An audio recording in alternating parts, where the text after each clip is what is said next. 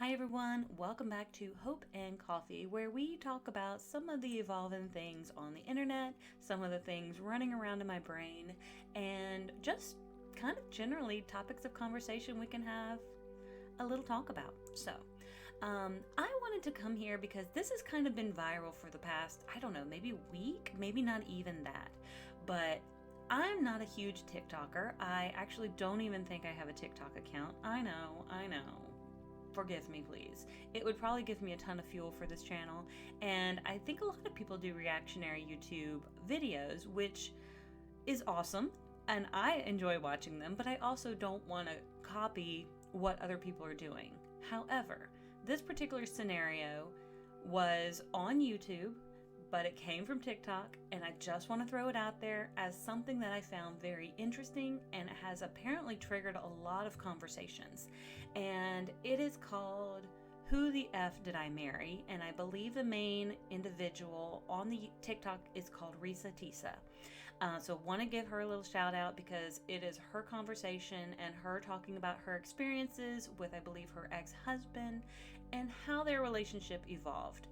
And I thought that was very interesting. I did not watch the 50-part series. I only watched a little bit of some individuals on YouTube, such as Marky, and I believe Swoop had some conversations. So there's been several people who have some fairly good names on YouTube that really give some good, what I say, perspective on this sort of thing. I, as an individual who has been married and divorced, didn't think that the situation was the same for me, but I felt as though some of the things she talked about with the manipulation, some of the things that came with the red flags that we often ignore, is very relevant to a lot of us because we can judge from the outside. We can, like I think Marky mentioned that a lot of people were saying, well, she was very naive. True. But sometimes when you're at a certain age and you're really ready, you're looking for your person, you tend to want to overlook some of the red flags with the hopes that perhaps it'll get better or or things like that. So it's very possible, again, that I did not watch the 50-part series, which seems to be about 7 hours long cumulatively or more, um, that she got into a relationship and he kind of talked a big game that ultimately they got married due to some pressure from their families because the families were very religious and didn't feel like the people should be living together prior to marriage.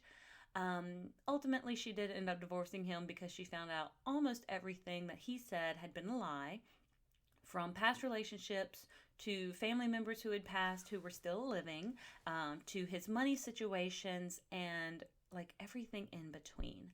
And that is just a very, very brief snapshot of this situation because this woman has so much, I guess, just like fuel, like so many different things that had popped up along the way. But again, sometimes you often overlook these things when you're just hopeful that the person is who they say they are. Even if things don't often align, even like some people are really great actors. Sometimes people are in a vulnerable state where they just hope that things can be real. And I think that's possibly where some of us find ourselves in when it comes to these sorts of relationships. We don't see, or we see the narcissism, we see the self-centeredness, we see the pathological liar, like in our, or maybe we feel that in our gut, but we try to overlook it with the hope that this person is what they say they are. We hope that ultimately we're going to be wrong and that they are who they portray themselves to be.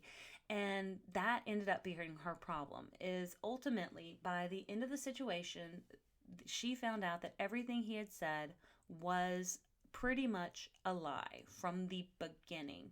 And then his ex-wife, who I guess he had been married to about 10 years previously, also came to TikTok in order to talk about her side of the story a little bit. Now, she does, I will say that I do not remember her name on TikTok, but I believe she shows up or someone highlighted her TikTok on YouTube. So I hope you can find it.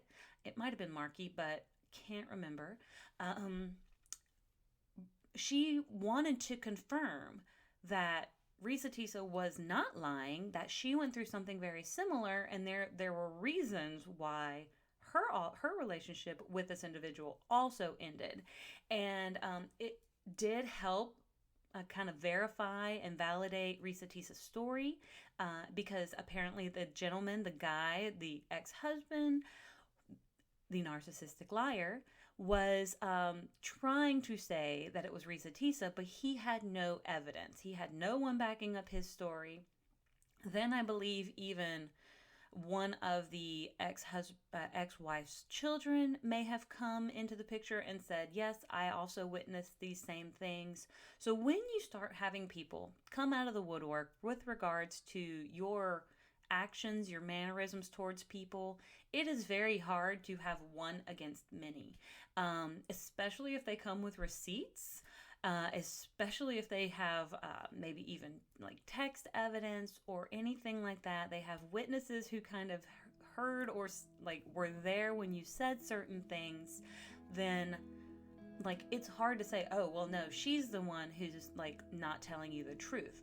Again, we have two sides to every story, but now we're starting to see a bigger picture when we have more than two sides coming in, supporting the fact that this individual, for the extent of their relationship, had been lying and had done this in the past. So I was just kind of curious as what you thought with regards to these sorts of relationships. Risa Tisa, I think, has kind of learned something horrible and valuable all in the same time. I am so very